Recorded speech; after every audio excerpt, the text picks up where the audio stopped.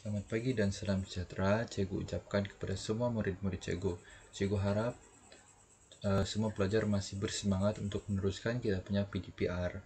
Okey, pada hari ini kita akan sambung kita punya subtopik yang masih berbaki 2 subtopik, iaitu yang ini kelas kedua, masih dalam reka bentuk dan elektronik.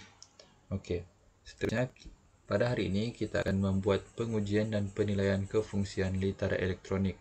Maksudnya pada hari ini kita akan belajar dua benda, iaitu kita buat pengujian dan penilaian terhadap kita punya litara elektronik yang sudah kita buat. Okey, kita pergi kepada maksud pengujian. Bila pengujian perlu dibuat? Pengujian dilakukan selepas penyambungan litar input dan litar output dengan papan litar mikro pengawal. Jadi dekat sini cikgu rasa semua sudah faham apa itu maksud pengujian ataupun test. Jadi maksud pengujian ni adalah kita menguji selepas kita siap kita punya projek tu, sama ada ia berkesan ataupun ia mengikut apa yang kita mau ataupun tidak. Jadi bila pengujian ini perlu dibuat, ia dilakukan selepas penyambungan litar dan input kita jalankan. Lepas kita buat kita punya projek, lepas kita buat kita punya siap kita punya projek tu, pengujian perlu dibuat sebab kita kena tengok dia punya keberkesanan, kita tengok dia punya hasil macam mana, output dia macam mana. Okay, boleh faham ya murid-murid? Selepas itu, ini tujuan mengapa pengujian perlu dibuat. Dapat memastikan penyambungan litar betul dari segi kekutuban dan keadaan komponen serta peranti digunakan berfungsi dengan baik. Tujuannya adalah kita dapat memastikan kita punya sambungan litar tadi betul dan dari segi kekutuban, maksudnya dari segi positif ataupun negatif. Kita dapat mengelakkan daripada terbalik, yang positif pergi negatif, yang negatif pergi positif. Jadi melalui pengujian ini kita boleh lihat di mana silap kita dan keadaan komponen yang kita gunakan. Contohnya kita gunakan power supply. Kita boleh tengok power supply itu dalam keadaan masih okey ataupun macam dia ada rosak sikit kah. Jadi dalam sini kita boleh tentukan sama ada ia masih boleh digunakan ataupun perlu diganti. Dan serta peranti yang digunakan berfungsi dengan baik. Contohnya macam peranti output. Contohnya LED macam tu. Kita boleh tengok kalau LED itu kita sudah pasang betul, tapi dia masih, bila kita on switch kita, dia masih belum menyala. Itu maksudnya kita punya LED itu ada masalah lah dekat situ.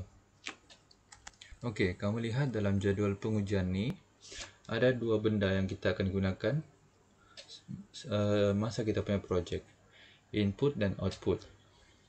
Okey, dalam yang ni kamu boleh lihat kekutuban penyambungan. Yang positif dekat positif, yang negatif dekat negatif. Jadi kamu dapat cek lah kita punya sambungan tu betul ataupun salah. Kalau kamu sambung betul, kamu letak betul. Kalau kamu sambung salah, kamu letak salah. Jadi kita boleh lihat kesilapan kita dekat situ. Output pun begitu, kamu tulis betul ataupun salah. Lepas tu komponen ataupun peranti kita ada 4, kita ada 3, iaitu switch tekan tutup, perintang tetap dan diod pemancar cahaya. Kita akan gunakan ujian meter pelbagai.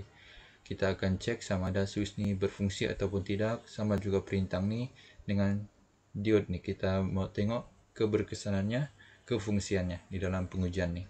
Jadi kita boleh lihat satu, kekutuban positif negatif tu sama ada betul ataupun salah. Dengan kita punya komponen tadi, kita boleh lihat dia punya kefungsian, menyala ataupun tidak. Itulah dia maksud kita buat pengujian. Okey, cuba kamu lihat gambar ni. Ini gambar keseluruhan projek. Jadi dekat sini ada power supply. Ini adalah power supply yang sambung dekat bateri.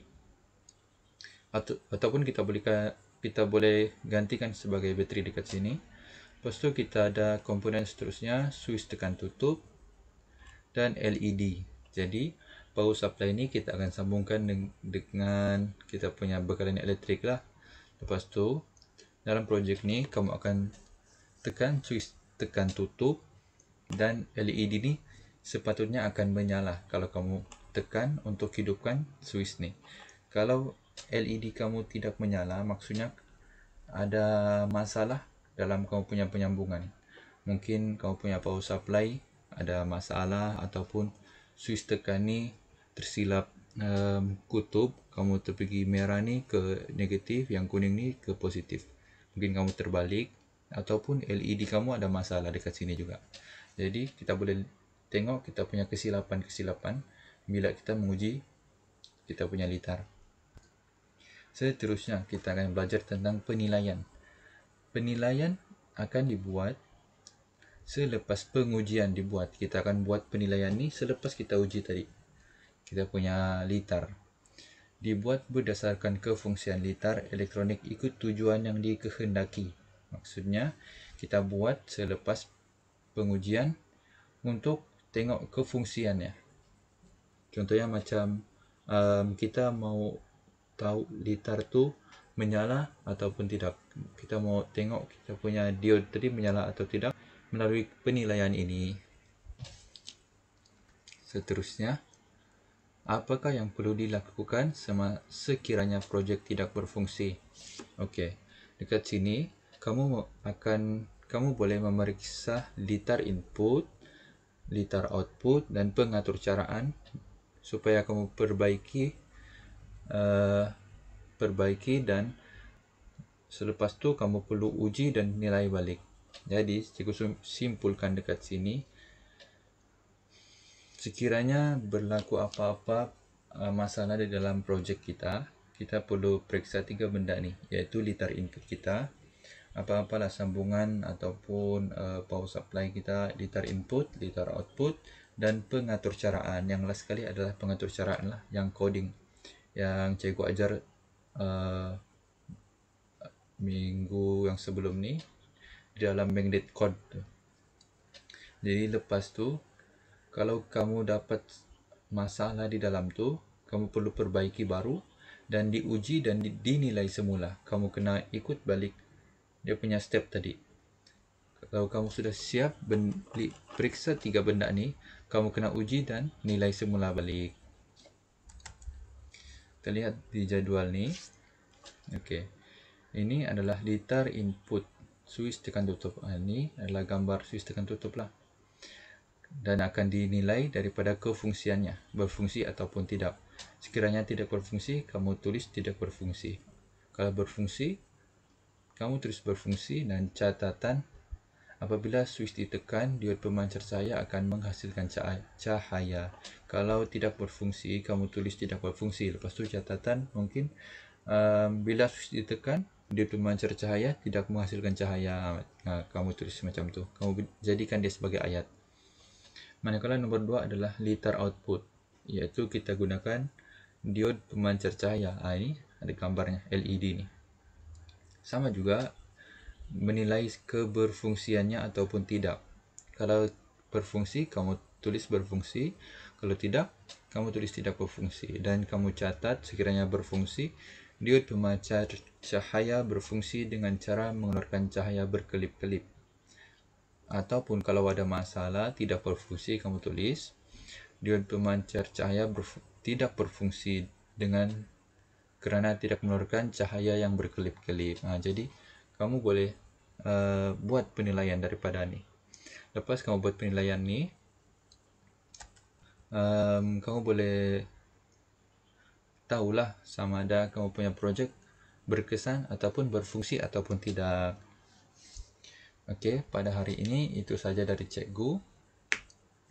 Cikgu harap kamu dapat selesaikan latihan yang cikgu bagi di dalam Google Form. Sekian dan terima kasih.